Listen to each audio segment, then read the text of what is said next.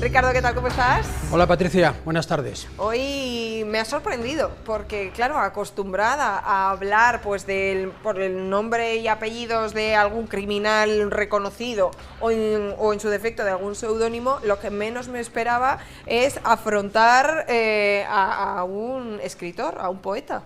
Pues sí, recurriendo al famoso dicho de todo es bueno para el convento, ¿no? Bueno, efectivamente, Edgar Allan Poe, ¿no? Bueno, no mató a nadie, no era un criminal, pero sí era un tipo tan singular, especialmente para el género literario negro, policíaco, detectivesco y de suspense, que creí conveniente y dije, bueno, ¿por qué no? Vamos a traerlo hoy a la sección porque da mucho juego, sí. Tenemos que contextualizar un poco, ¿no? Para hablar de Edgar Allan Poe, yo creo que por el nombre, pues quien más, quien menos, sí que los telespectadores estarán familiarizados con él, pero nos vamos a Estados Unidos, ¿en qué contexto? ¿En qué momento histórico? Boston, con lo que eso significaba de Boston en aquella época, 1809, allí nace ese rapacín, que diríamos aquí, ¿no? Nace en una familia de clase media, pero el padre les abandona a la familia, su madre muere al poco tiempo y él, como veremos luego, llevó una infancia muy complicada, ¿no? Bueno, Edgar Allan Poe pues, fue un gran escritor, fue el inventor del género policial y realmente abrió senda en ese mundo literario. Hasta que él no llegó, no existía la novela policíaca. Claro que nunca sabremos si esto era algo que llevaba en su interior y nació para ser uno de los creadores de esta novela policíaca, de este género policíaco, o si fue a consecuencia de todo lo que le sucedió en su vida. Pues todo un poco, sí. Porque supongo eso, que todo influye. Como claro. Bien comentas, se quedó desamparado muy joven, podríamos decir huérfano. Sí, quedó huérfano, bueno, desamparado no exactamente, aunque imagínate, tu padre te abandona, tu madre muere, él era un niño, y una familia del barrio, los Allan, le recogieron, le adoptaron. Bueno, no llegaron a adoptarle con el papeleo, pero le recogieron cargo, ¿no? como un hijo más y le criaron. Por eso él se llama Edgar Allan, por su familia adoptiva, y Poe por su padre biológico. Bueno, pese a que esta familia no era una familia desestructurada, como diríamos hoy en día, pero él ya apuntaba maneras, ¿no? Una personalidad muy autodestructiva, no terminó la universidad, ya empezaba a escribir, pero estaba lleno ya a esa edad de vicios, ¿no? Sobre todo la bebida. Esto le llevó a vivir circunstancias y experiencias muy complejas en su vida, desde casi perder la vida varias veces hasta perder la razón, quiero decir, a tener pues, alucinaciones, se podría decir, a estar delirante por completo. Sí, su alcoholismo no cabe ninguna duda, era un alcohólico profundo y de hecho muy a menudo tenía el famoso delirio tremens, que como sabemos ocurre cuando está el síndrome de abstinencia. Los expertos en él dicen que sus mejores obras, sus mejores relatos, porque él empezó con el relato, luego ya con la novela y también con la poesía, decía que lo escribía ebrio, porque pocas veces a lo largo del día no estaba borracho, no estaba ebrio, ¿verdad? Una infancia difícil, unas adicciones muy feas. Si solo se quedara ahí, bueno, todavía podríamos salvarle, digamos, ¿no? Pero también hay una vertiente dentro de su vida sentimental donde también se cuestiona mucho. Sí, bueno, hoy Edgar Allan Poe hoy estaría en prisión con una larga condena, sin ningún género de dudas, por pederasta. Sedujo a su prima carnal, una niña de 13 años, y logró casarse con ella falsificando los papeles, para hacerla pasar por la edad que en aquel momento pues, era la edad de consentimiento para poder casarse, ¿no? Bien, se casó con ella y pues su mujer al cabo de un tiempo murió de tuberculosis. Por cierto, un caso muy parecido, aunque salvando las distancias y la legislación, con el de Antonio Machado con Leonor Izquierdo. Machado se casó con la que luego fue su mujer, él tenía 40 años, era profesor, ella tenía 15, pero bueno, entonces en España digamos que eso era legal, ¿no? Bueno, volviendo a Edgar Allan Poe, pues siguió bebiendo y cuando su mujer falleció, pues bueno, entró aún más en crisis y intentó suicidarse.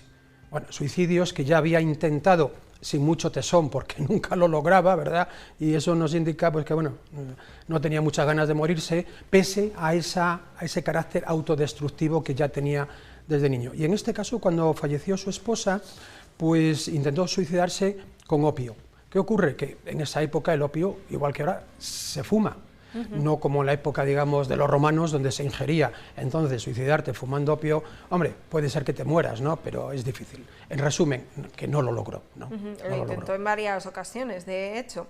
Uno de los títulos que marcan un antes y un después, que estábamos comentando antes, dentro de esa literatura policíaca, es Los crímenes de la calle Morgue. Yo estoy un poco perdida en esto, no sé si tú más o menos sabes contextualizarlo, ¿en qué momento de su vida pública? Pues mira, aquí lo tengo apuntado. En 1800, bueno, el famoso relato de Los crímenes de la calle Morgue es de 1841. Y esto es un antes y un después en la literatura, que entonces podemos llamar policial, luego se llamó policíaca y ahora es de género negro. Antes no se había escrito nada en ese sentido. El argumento de Los crímenes de la calle Morgue, que no es una novela, son unos relatos que él empezó a escribir y a publicar por entregas en un periódico. El argumento, decía, consiste en que hay 2 crímenes en París de 2 mujeres. Y bueno, pues la policía de la época empieza a investigar, los maderos franceses no resuelven el enigma, y nunca mejor dicho, y entonces es el personaje que, pronunciado en francés o en inglés, es Dupin o Dupin, el detective de Edgar Allan Poe, quien retoma el caso y lo soluciona. Por eso él inventó lo que llamamos en literatura negra el círculo de la habitación cerrada, es decir, por deducción, ¿no? Y bueno, no nos cabe ya ninguna duda, porque además luego lo reconoció así, que la propia Agatha Christie, en su personaje de Sherlock Holmes, se inspiró precisamente en Edgar Allan Poe y en el método deductivo de esta famosa frase, ¿verdad?, de elemental, querido Watson. Es decir, él fue, pese a su vida, en fin, tortuosa y sus adicciones, el padre, el inventor, mejor dicho, el padre del género policial. Hasta aquí, bueno, pues una vida un poco tortuosa, un poco, bueno, pues adicciones por allí, malas decisiones por allá, haber intentado suicidarse en varias ocasiones, atravesar episodios de ansiedad, de depresión, pobre, la verdad es que me da hasta un poco de lástima, ¿no?, tener que atravesar tu vida con esa inestabilidad, pero es que incluso cuando muere Edgar Allan Poe, lo hace al más puro estilo de la novela negra. Justo.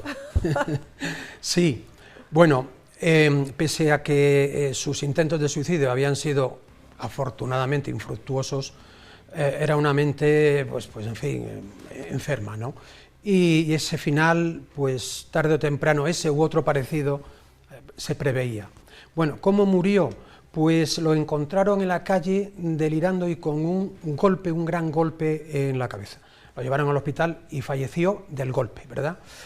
Entonces, bueno, empezaron a investigar. La verdad es que eso está muy oscuro porque ni siquiera se levantó acta de un hecho luctuoso así. Y las teorías, pues son varias. Primera, que teniendo en cuenta los antecedentes de ebriedad, es decir, de alcoholismo, de borrachera, se cayera y se diera ese golpe, pero era difícil por digamos, el lugar de la cabeza donde tenía el golpe. Y la siguiente tesis es que alguien le hubiera golpeado, ¿no?, por deducción, ¿verdad?, elemental, ¿no?, querido Watson.